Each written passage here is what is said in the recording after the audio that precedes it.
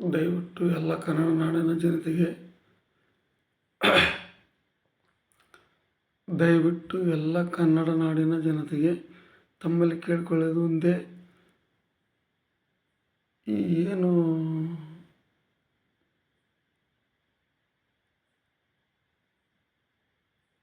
Ghost hunting ಅಂತ ಮಾಡ್ತಾರಲ್ಲ, ಅದೆಲ್ಲ ಫೇಕ್, ಏನೂ ಇರೋಂಗಿಲ್ಲ.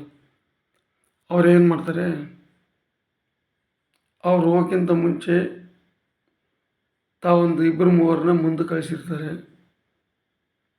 ಅವನ್ನ ಆ ಅಡ್ರೆಸ್ ಹಾಕಿರ್ತಾರೆ, ಅಲ್ಲಿ ಹೋಗ್ತಾರೆ.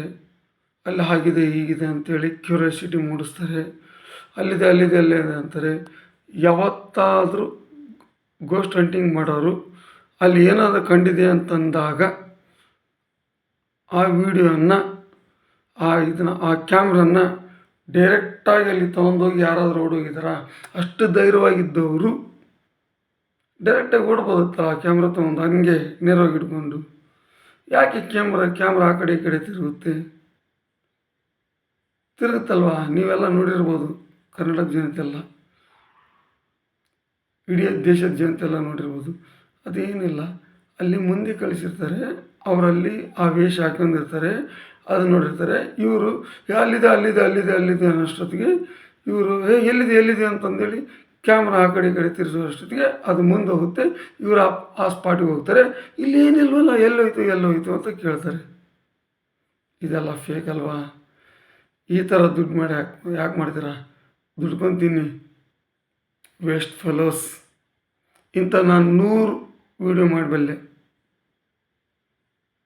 ಇಂಥವು 100 ವೀಡಿಯೋ ಮಾಡಬಲ್ಲೆ.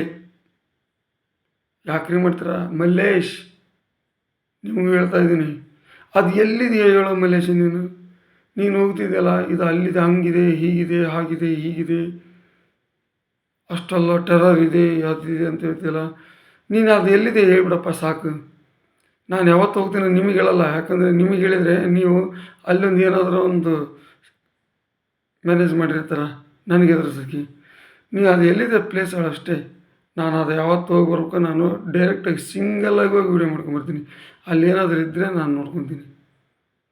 ಕರ್ನಾಟಕ ಜನತೆ, ಈ ಏನು ಹಾರರ್ ಇದೇನದು ಹಂಟಿಂಗ್ ವೀಡಿಯೋಗಳು, ಇದೆಲ್ಲ ಫೇಕ್.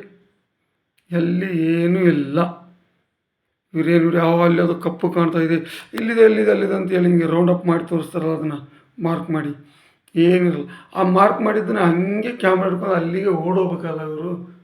ಅಲ್ಲಿ ತನಕ ಅಷ್ಟು ಧೈರ್ಯವಾಗಿ ಇರ್ತಾರೆ. ಅದ್ರ ಹತ್ರ ಹೋಗೋಕೆ ಏನಾಗಿರುತ್ತೆ ಇವರಿಗೆ? ಕ್ಯಾಮ್ರಾಕ್ಕೆ ಆ ಕಡೆ ತಿರುಗಿಸ್ತಾರೆ.